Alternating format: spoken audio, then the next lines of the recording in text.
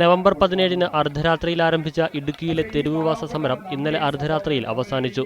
48 മണിക്കൂർ ജില്ല സ്തംഭിച്ച സമരം ഹൈറേഞ്ചിലെ ജനങ്ങളുടെ ആശങ്ക ലോകത്തെ അറിയിക്കുന്നതിൽ വിജയിച്ചു എന്നാണ് സമിതിയുടെ വിലയിരുത്തൽ. LDF-ഉം കേരള കോൺഗ്രസ് എം ഉൾപ്പെടെയുള്ള രാഷ്ട്രീയ കക്ഷികളും സമരത്തെ പിന്തുണച്ചത് ഇതിന് തെളിവായി സമിതി കാണുന്നു.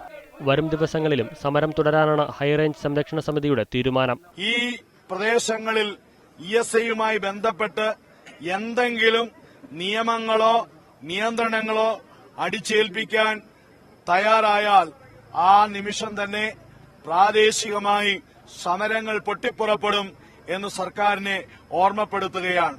ഡിസംബർ 2 ജനസമ്പർക്ക പരിപാടിക്കായി ജില്ലയിലെത്തുന്ന മുഖ്യമന്ത്രിയെ തടയുകയും പട്ടയ വിഷയമുയർത്തി റവന്യൂ ധനമന്ത്രിമാരുടെ ഭവനങ്ങൾ ഉപരോധിക്കുവാനും സമിതി തീരുമാനിച്ചിട്ടുണ്ട്.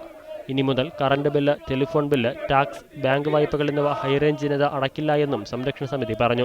മുല്ലപ്പെരിയാർ സമരത്തിനു ശേഷം ജില്ല കണ്ട ഏറ്റവും വലിയ ജനമുന്നേറ്റങ്ങളിലൊന്നായിരുന്നു തെരുവുവാസ സമരം. 48 മണിക്കൂർ ജില്ല സ്തംഭിച്ചിട്ടും ഒരു അക്രമ സംഭവം പോലും ജില്ലയിൽ റിപ്പോർട്ട് ചെയ്യപ്പെടാത്തത് ഹൈറേഞ്ച് സംരക്ഷണ സമിതിയുടെ സംഘാടക മികവായി വിലയിരുത്തപ്പെടുന്നു.